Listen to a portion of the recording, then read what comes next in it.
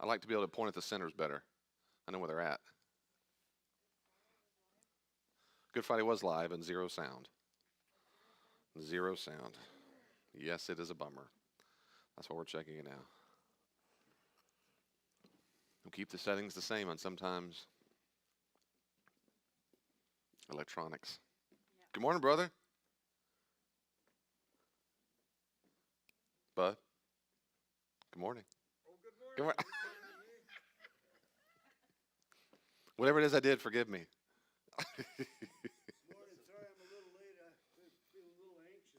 You feel anxious about this study? Sure.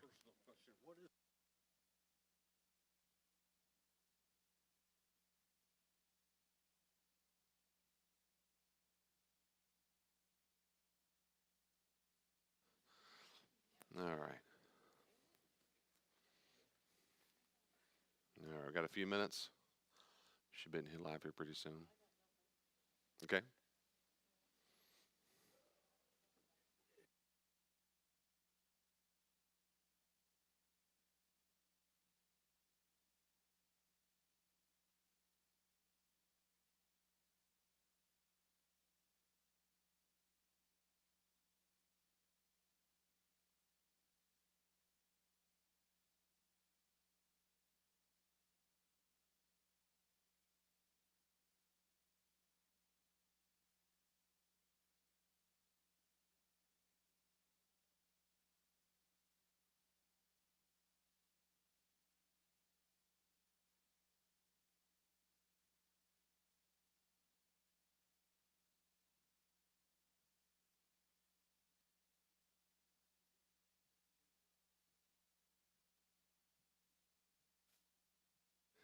Good morning. Good morning, he lives. Yes, ma'am. I love last time she says, I didn't know I was anxious till I came to this class. I thought I was fine. This class makes me so anxious. Feel free to get your muffins downstairs, coffee. I worked really, really hard on those muffins, so I hope you enjoy them. You can tell Greta that. Tell her that I. Amen. We have handouts for the anxiety study if you want them. They're back there in the back chair. Good morning. Right there in the back chair, there's some handouts for anxiety. It's the same study, but if you forgot yours or want another one, feel free to grab one. Feel free to. I'm going to recap a little bit each time.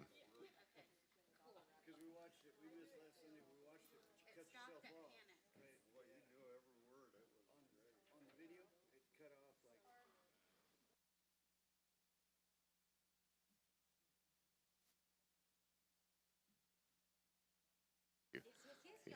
I'm with you, y'all. Y'all, I'm with you. That's right. It did cut me off the disorders. We want to make sure we cover all the disorders for certain people in this room. I'm kidding. You starting to, starting to panic when you were covering the disorders. So we do have handouts in the back if you want those, and we'll get started. We'll just do a little review. Is that okay?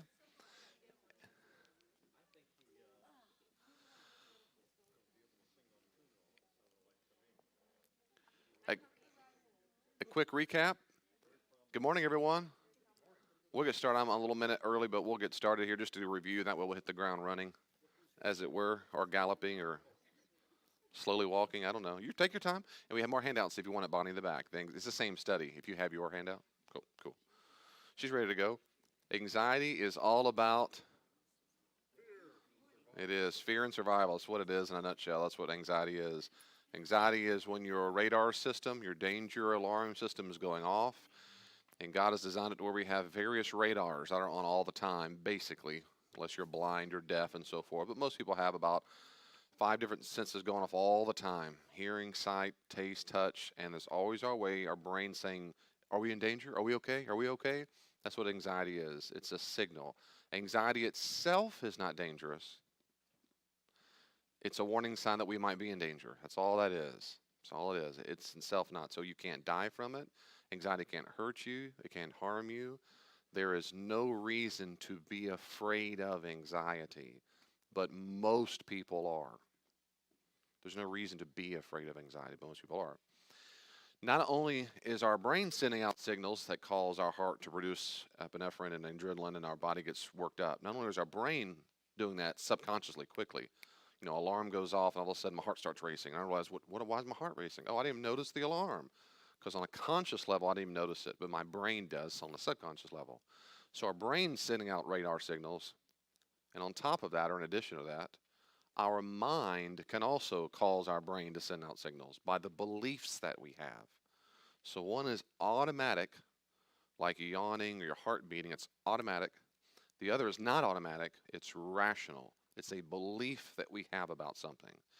And that's why I finished up last week, is a belief. So the very top page of top three, beliefs chiefly come from our experiences. Like if I touch that red thing on the stove, that hurts. And I develop the belief that everything that's red is going to burn me.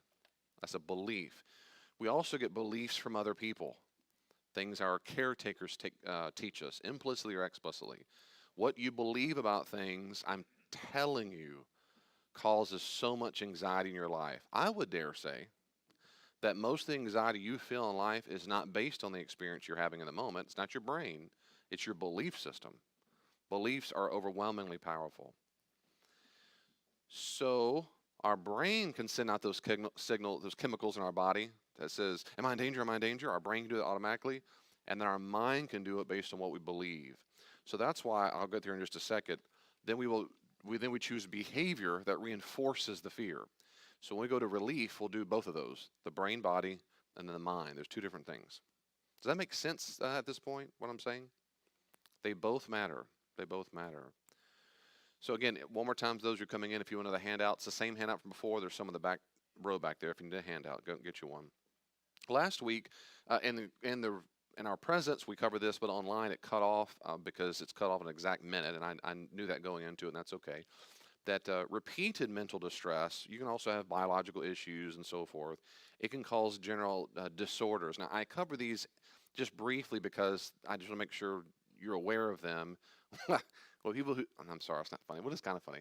People who suffer from anxiety hear this part and go, is that me? I know all of them. Oh my goodness, I have phobias and GAD and PAD. And so I just, they're just panic attack. If that's you, take a deep breath. Not everyone suffers from this.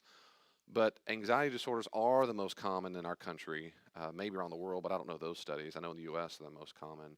And these are the ones when I deal with people and counseling, particularly the top one, generalized anxiety disorders, just very common. And that's a generalized. I mean, generalized means there's nothing specific. It's a general sense of you're always looking for something to be afraid of, something that's got you afraid of something. Did I turn the oven off? Did I turn the iron off? What if someone's at home? What if someone broke in? What if I have cancer? What if I have this? What if I? It's just a constant dread, a low grade, like a low grade fever, but it's always there going on. There's always something to be afraid of. That's GAD. It's probably GAD, and women usually twice as much as men are likely to have it. There's handouts back there if you want them from last time, if you want them back there. Then that's the GAD. That's very common. Statistically speaking, there's probably at least one person right now in this room or a couple watching online who do suffer from generalized anxiety disorder. Good news, there's therapy for that. There's always therapy for this stuff. Panic disorders are different. That's when you feel basically all of a sudden like you're about to die. There's a deep, profound, intense fear or panic. Now remember, I said all these have in common, and no one's really in danger, just you're afraid of it.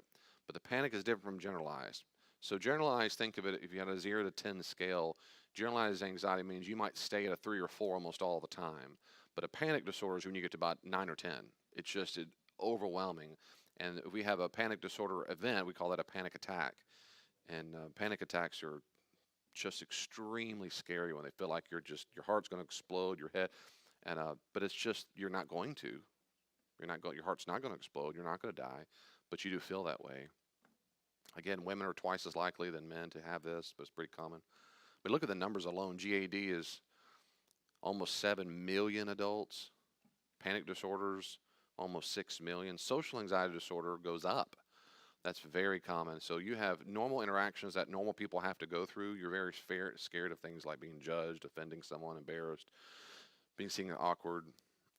My own view is that most people who are really afraid of public speaking suffer probably from social anxiety disorder or a form of it.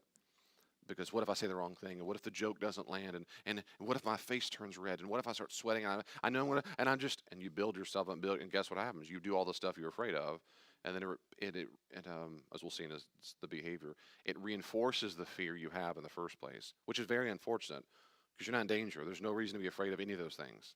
You're not in danger. Sweat doesn't make you in danger. I mean, your face turning red doesn't make you in danger. It didn't. If I said some awkward, who gives a rip? I mean, who cares? Who cares? No, kill him.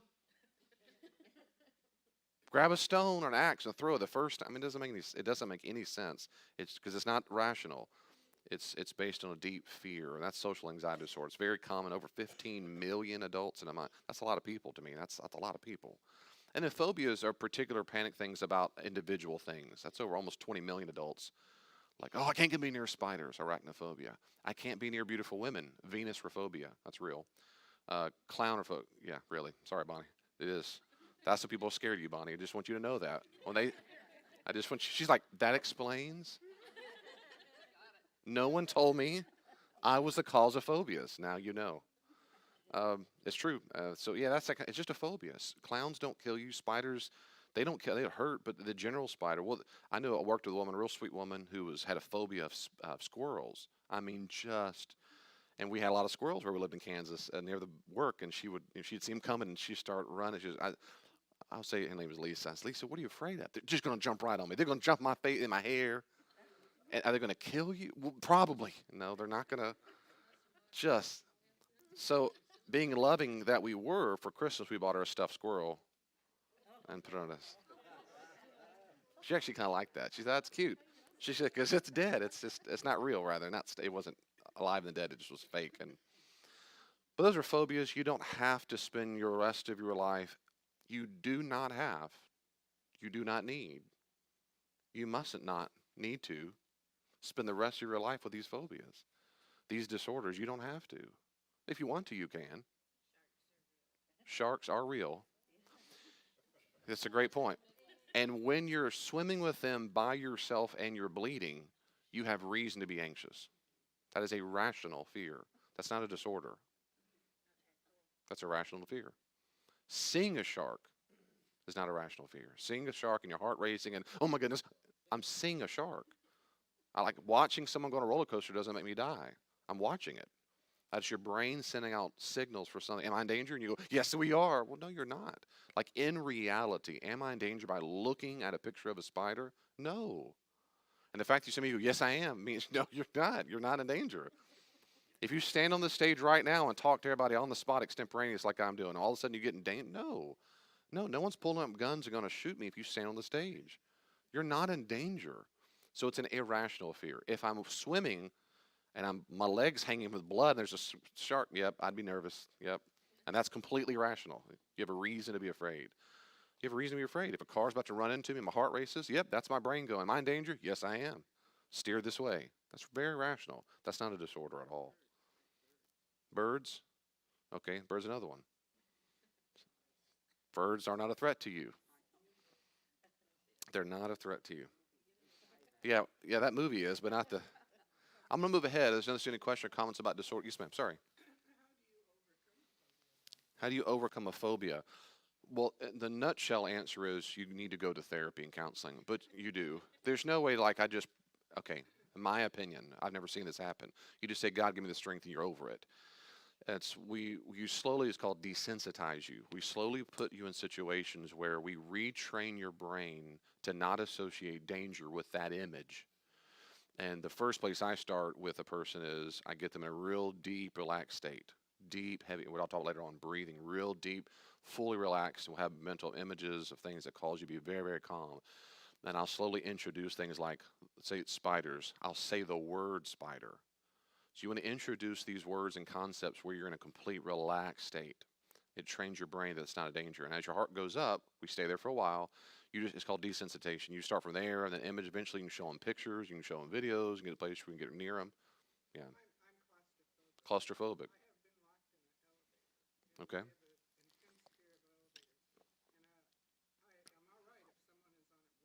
Hmm.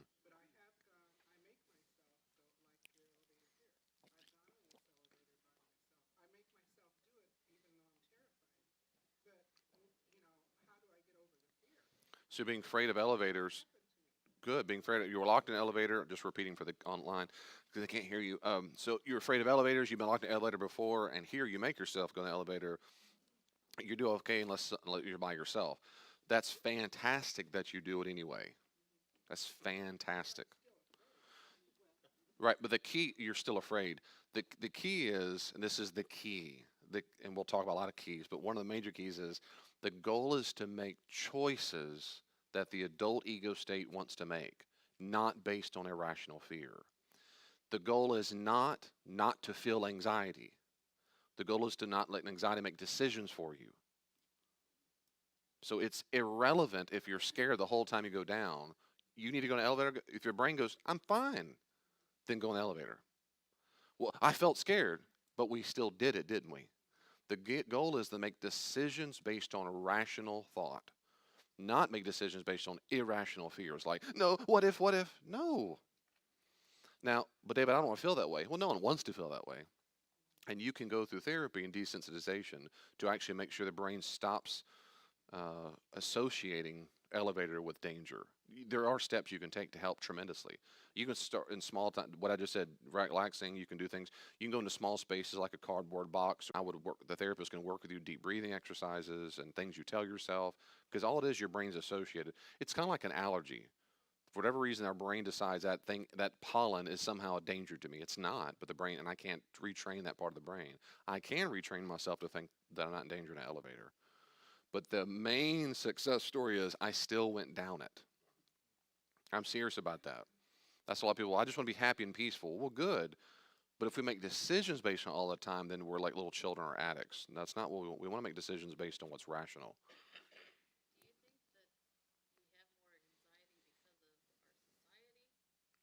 Good question. Do you think we have more anxiety because society makes us that way, or has it always been? My own view is that I alluded to this before, but I'd say more, I guess, now.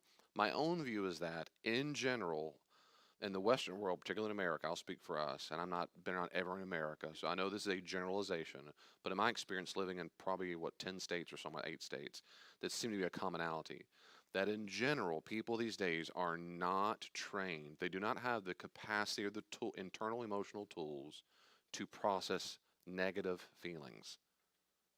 They're like little babies. They might be 80 years old, but on the inside, they are a scared little child who was never taught how to process disappointment, frustration, anger, sadness, and loss. And so they don't have the capacity to deal with it. And they are ill equipped. Secondly, society, of course, just means a bunch of people. Then they're surrounded by a bunch of other people in the same boat. And they try to get their needs met in ways that are very unhealthy. So my own view is not that society does it as it is.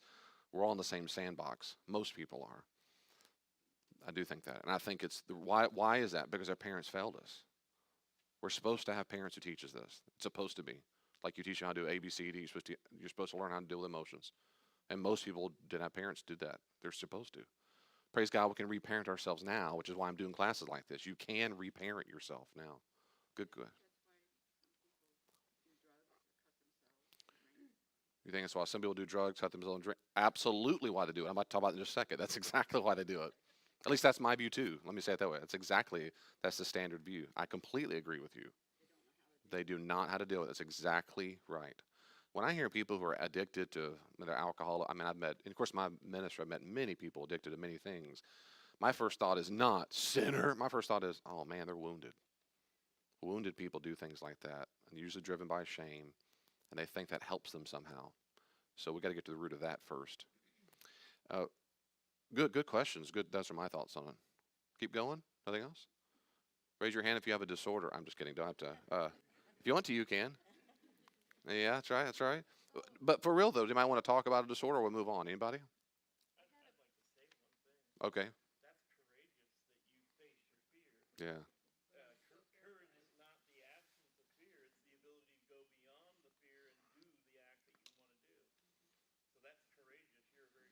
It is courageous, and I think courage is a Christian value. Doing the thing we're afraid of doing because it's the right thing to do. That's courage. I agree. That's a good thing. Yes, ma'am. Okay.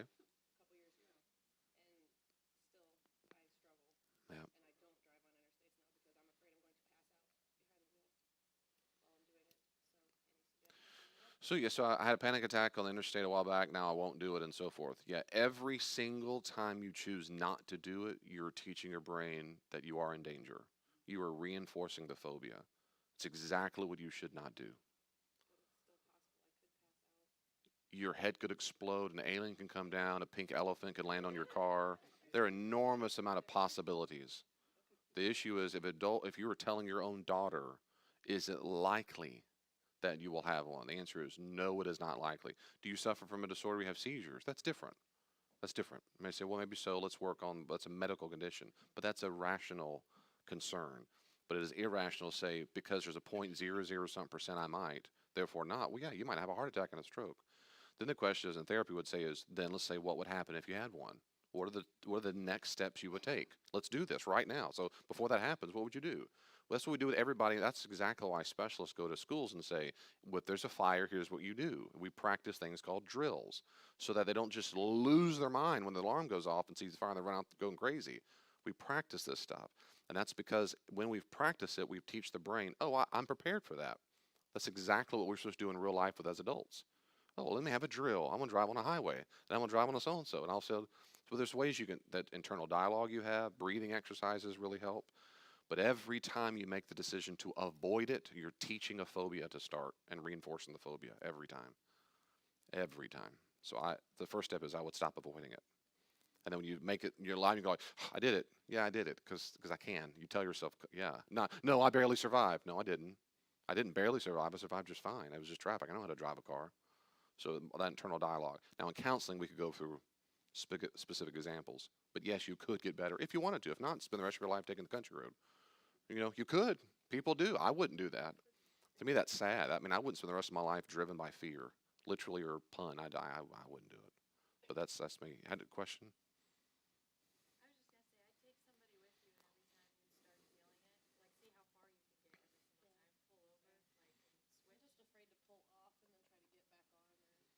That stuff can be practiced.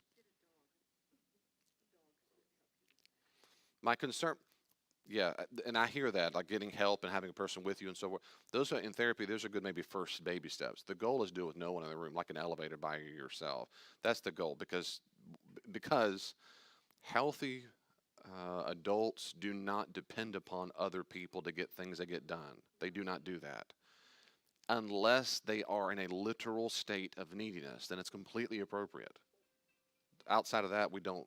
Yeah, yeah, we don't. I need you to hold my hand and walk across the store. Why? You don't need it. You want it, and I'll talk about that in a second. But you don't need it.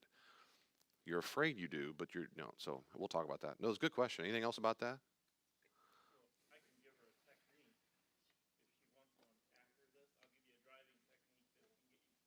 I mean, here's a truck driver for ever. Everything. He drove trucks, people, drugs. I mean, he did everything. There's no evidence for that, but I hear you. I hear you. You keep believing. Don't stop. Yes.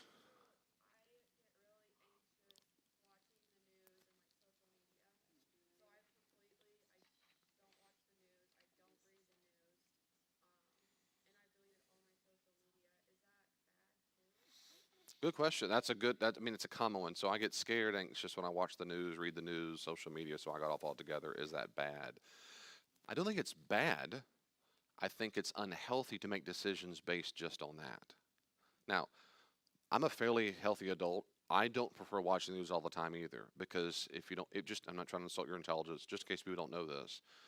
They hire big, they pay top dollar for psychologists to train them on how to write news stories to make you afraid. Because the number one reason why you will watch it is because the brain is built to survive. And they know that their demographics are people of certain has very, very specific. They want to know if it's 23-year-old to 36-year-old white females who lived in blank, blank, blank. What are they afraid of the most? What's their life? They know probably what minivan you drive, who you vote for, how many Starbucks you have. It's all this metadata is amazingly accurate. And so they take what they think you already value and then they spin a story that makes you afraid of that. And that's why, in particularly white neighborhoods, they don't talk about black crime on black crime that much. That's not that exciting. We go, so what?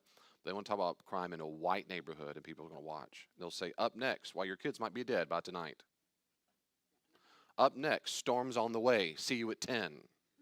It's to make your brain do exactly what they know it will do, which is to make you keep watching because you're afraid.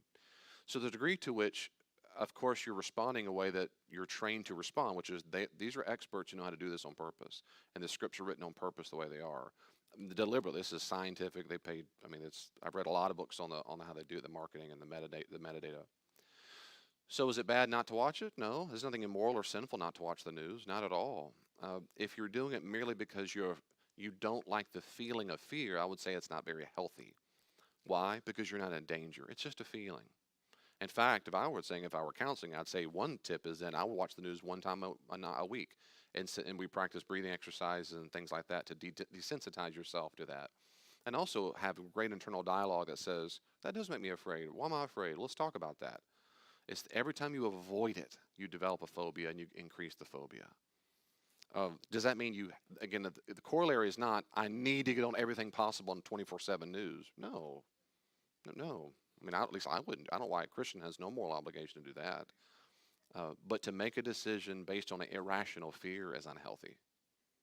So the all or nothing is what makes you go, and I respect people like social media is all of the devil, and I'm off altogether. I mean, okay, I don't think it's all of the devil.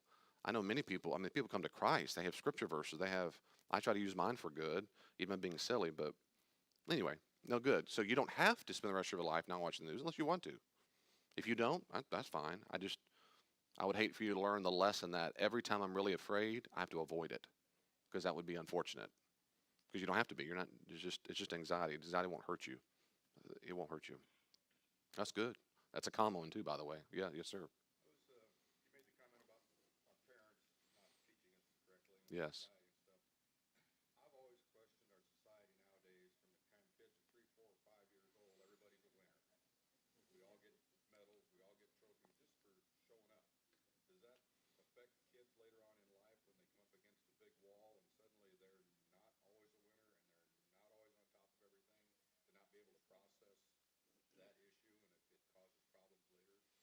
Yes.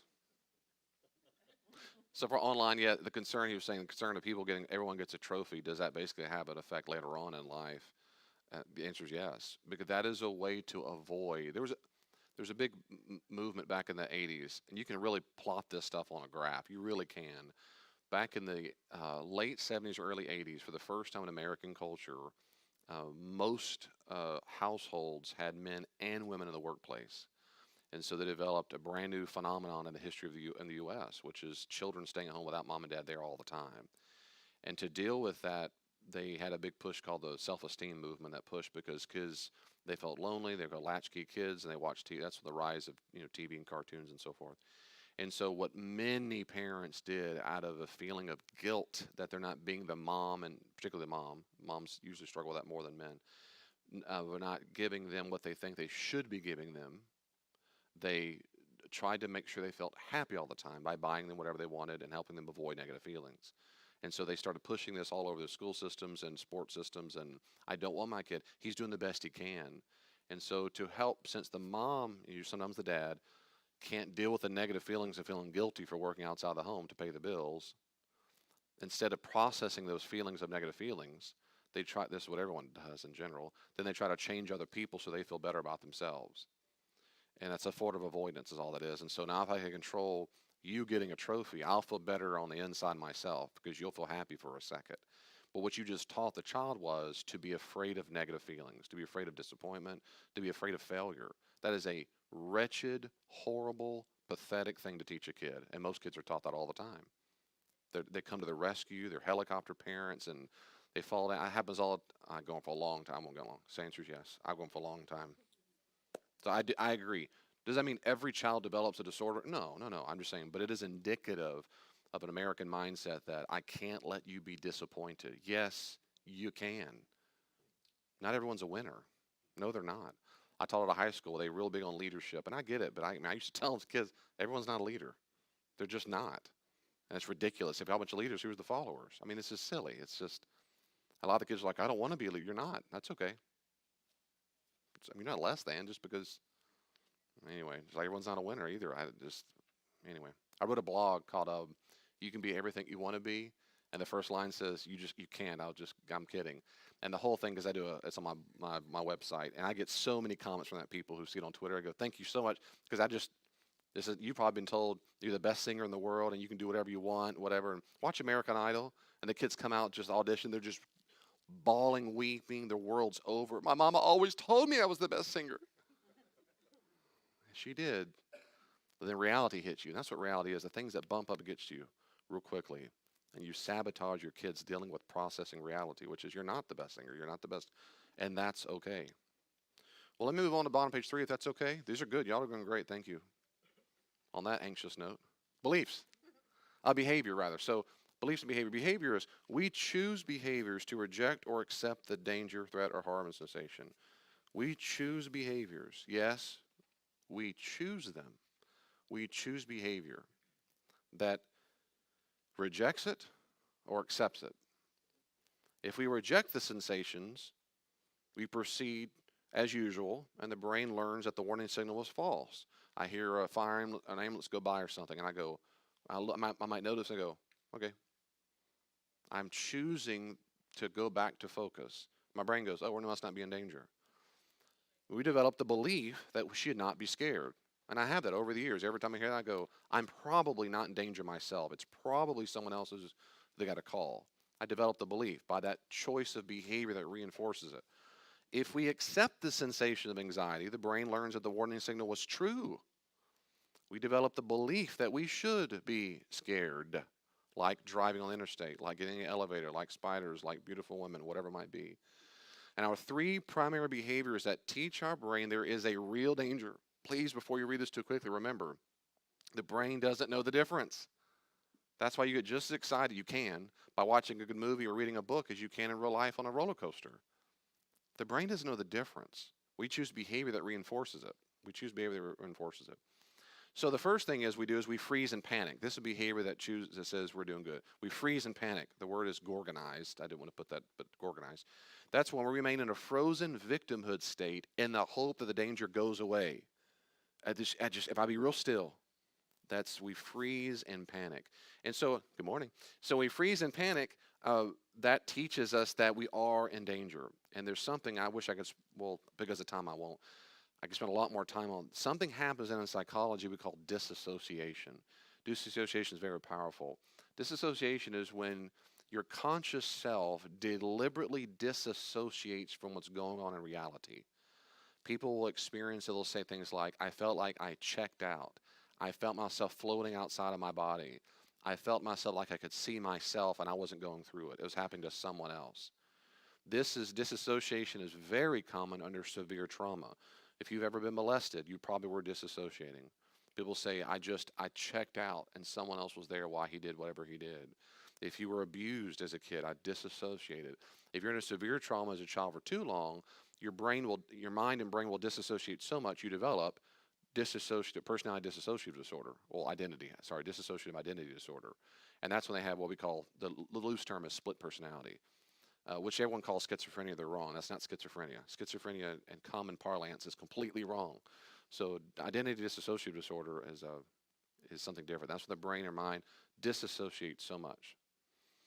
Their identity. So anyway, that's a severe form of dissociation. On a minor form, it's when they just go somewhere else, think of a happy place, and you seem to disassociate from the sensations in your body. That's a freeze and panic. If I'm just real still, I'll play dead. That's what it is playing dead, in the hopes that it stops.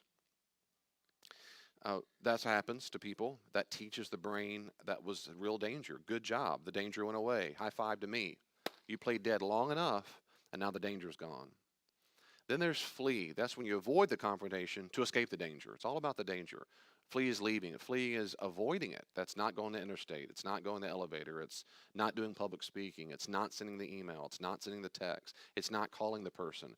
It's not saying directly what you really felt, because that's confrontation. It's all avoidance. That's all a form of fleeing. It's just running away. Flee, flee, flee. That way I can escape the, quote, danger. When you do that every single time you do that, you have taught yourself, I was right to be afraid. Because why? When I avoided that person at church, and I got around them or at work, and I went, okay, I made it to the car, I feel better. When you feel, okay, I feel better, Those endorphins of feel good chemicals, you taught yourself that what you did was good. Because your brain doesn't know the difference. Oh, there really was a lion chasing me. I'm glad we escaped that one. No, it was just Bill. But your brain, no, no, Bill would try to kill us, right? Because that's why you fled. That's why you avoided Bill, right? Well, no, Bill really wasn't that. But no, no, that's why we did it, right? Self, isn't that why we did it? So I wouldn't feel for just a few moments anxious. And then, of course, there's fight. And that's when you try to dominate the danger to make the danger diminish or just disappear altogether. Every single bully you've ever met or known, maybe some of you were bullied. I was bullied a lot in childhood. Bullies themselves are scared little baby children. They are scared, wounded little baby children who are deeply fragile and they're scared of being hurt. And they see this person in front of them, I've got to buck up first and I've got to get you first before you hurt me. It's just like the people who say, I got to break up with you before you break up with me. They do the same thing, but they do it with physical violence. They're scared, fragile children on the inside. They can be 80 years old or 8 years old, doesn't matter. But that part of us that wants to fight and beat them down, again, that's to deal with, that's behavior to reinforce the fact that we go, I really was in danger. I had to beat them down. Sometimes we fight with physical, fists and kicking. Sometimes we fight with cussing. Sometimes we fight with manipulation. We fight with guilt. We fight with all kinds of things that we try to fight. It's a way to get you to stop. Sometimes fighting is yelling, screaming, losing control, getting red-faced, as it were, on purpose so you can just... And every time I'm in married couples counseling with people, every single time I see it, they go on. Again, I don't think sinner. I think that person feels so fragile and scared right now. They're elevating themselves. I guarantee you, a little footnote, if you're in a relationship where you fight often or you raise your voice a lot, I guarantee you it's because someone doesn't feel heard. I guarantee it. I guarantee it. Someone doesn't feel heard. They don't feel validated. And so on those couples, I always work on communication for quite some time because that's why you're doing it. At least you're scared. So there are three major things we do to reinforce that we are in danger. We freeze and panic and maybe even disassociate. And I've done that myself. I've disassociated. That's some of my own therapy work I've worked on, not disassociating. I give you specific examples of that. We run away. That's called avoiding it. We flee away from it. Or three, we choose to fight. We buck up. We become the alpha. Man, F them and this, and I'll show them and who they... That's it. So if you think about your own behavior in life, notice how you do this all the time. We do it all the time, every second. We do it all the time. Do you use a handrail or not as you go down the stairs? Are you avoiding them or not? Are you avoiding the fear that you might fall, so you run to the armrail, or not?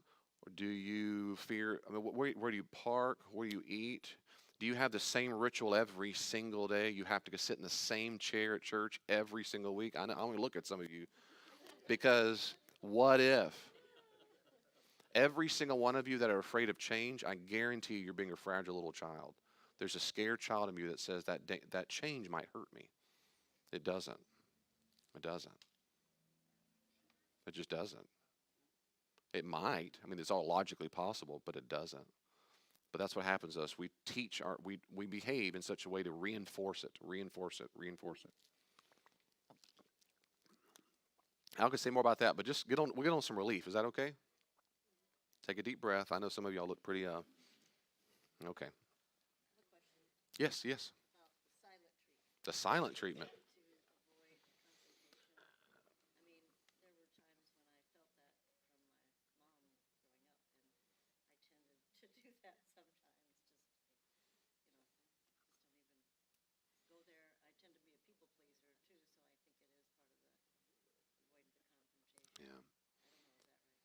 Good. Yeah. No. Right. People pleasing. Yeah. We would call that in psychology a conflict avoidant. Yeah. So a people pleaser is a person who is trying to avoid conflict. And I'm gonna ask the question: what are you afraid is going to happen if you have a conflict? You don't have to answer me now, but that's exactly my next question. Follow up. What are you afraid is going to happen? Are they going to stab you? Will you get shot? Usually, well, no, no. What's the fear?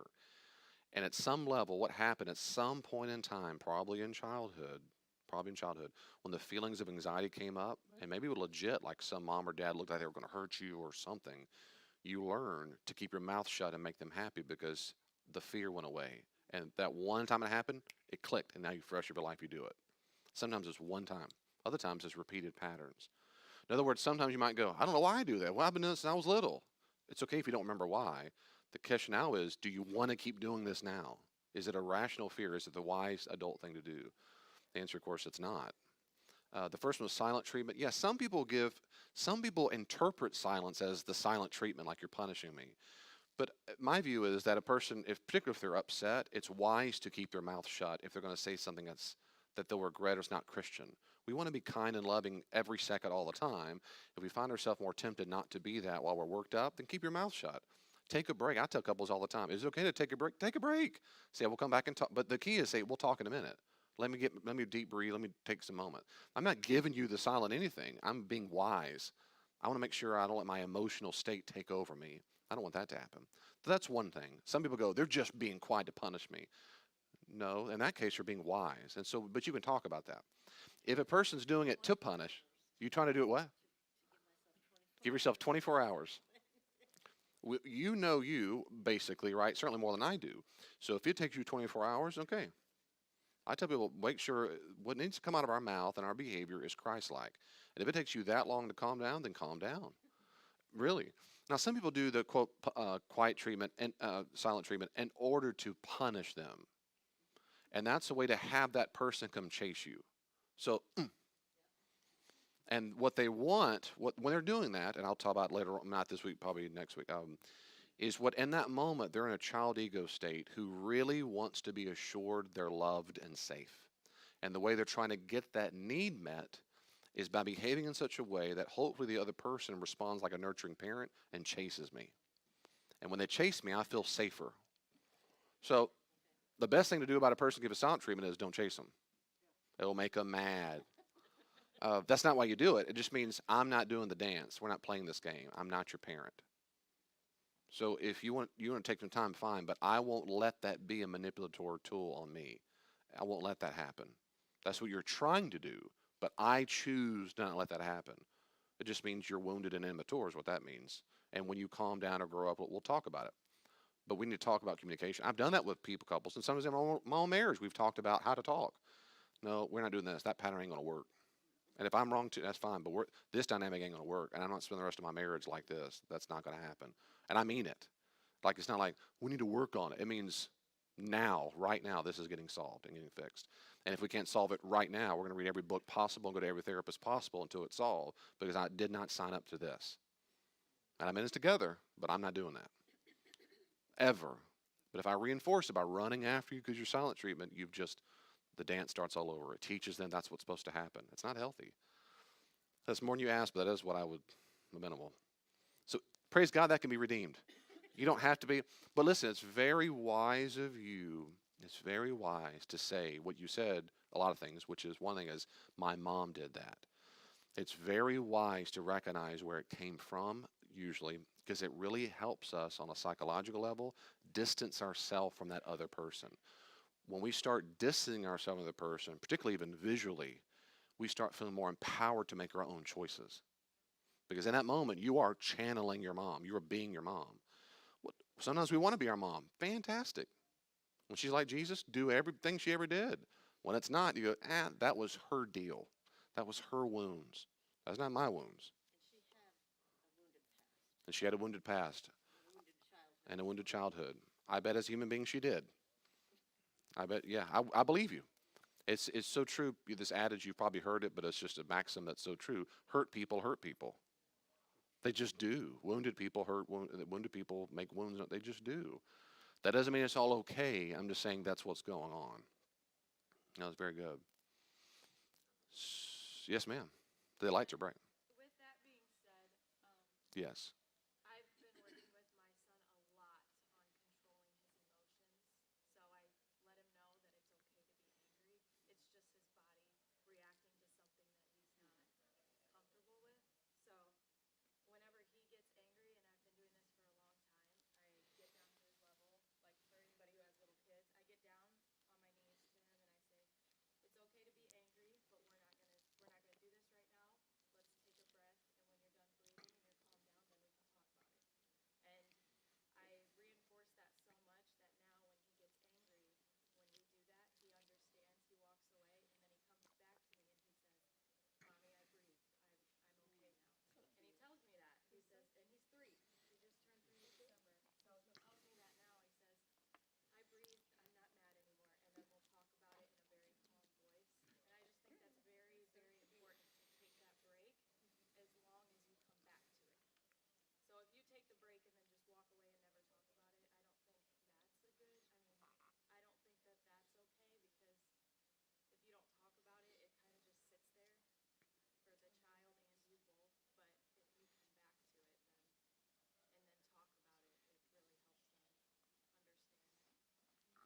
Good thing, and I won't repeat all that only because it was a good bit for online people. They can't hear all that, but helping your child feel feelings, but work on taking a break to process them. If I'm paraphrasing, yeah, yeah, feelings are not bad. Our behavior can be. So we do want to teach people, our adults and our children, that it's okay to feel anything, but how you choose to express that is something very different. And a lot of kids don't know the difference, so you have to tell them. Here's some. We used to on Hate and Julia. Here's some proper ways to express your anger. We give them choices. They go, oh, let's 2 or 3 4 choices. You can hit your mom, yell at your mom. I'm kidding. I don't. I'm just kidding. Yeah, we tell them examples of what to do, and then that's fine. I want to give a little bit of relief. Okay, thank you for that. I'm gonna go ahead just a few minutes. We got a few minutes left. Good. So let's talk a little about relief. So the first part, you notice again one more time. Brain and body is one thing. The other thing is mind. So let's do brain body for a second. I cannot overemphasize how important breathing is. I can't. This works regardless of what you believe. Your brain associates slow breathing with safety and sleep and calm. You can force yourself into a relaxed state by deep breathing. Now, there are numerous studies that do the 3 and 5 and 5 and 7 and 10, all that stuff. My view is I don't just breathe deeply. I mean, just whatever it takes.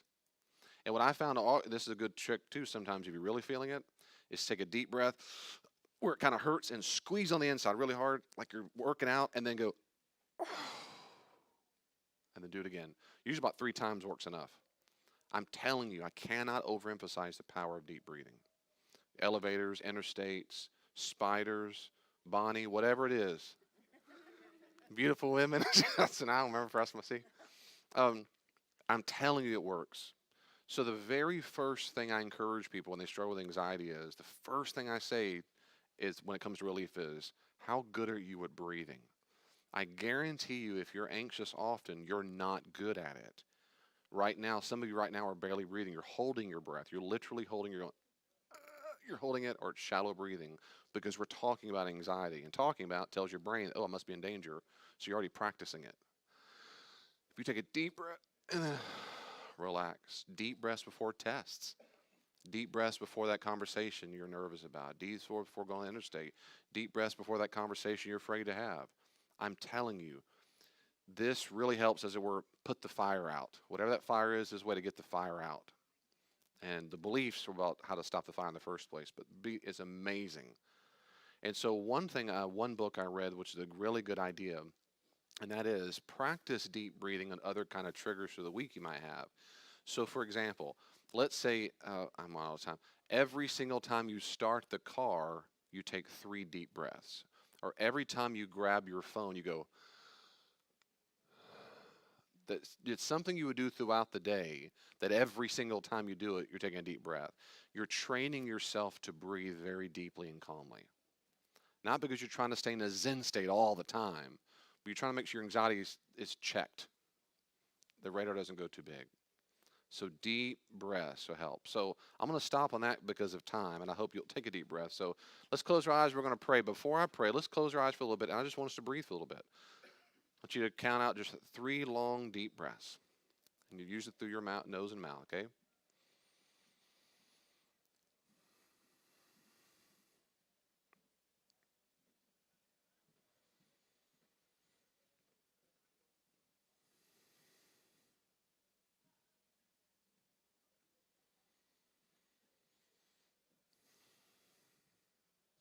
Lord Jesus, thank you for giving us the capacity to grow up and be healed and be whole. Please help us breathe deeply. Please help us figure out in our lives, our minds, heart, brain, wherever it might lie, false beliefs or fears that are irrational. Please help us get them out and be healed of that so that we live the abundant life you want us to live. Help us, Holy Spirit, in the regular routines of life, not avoid things we think might scare us, that might hurt us. Help us trust you and do the right thing, even if it needs courage to do it. So please give us your courage and we'll do it. In the name of Jesus, we all pray. Amen. Amen.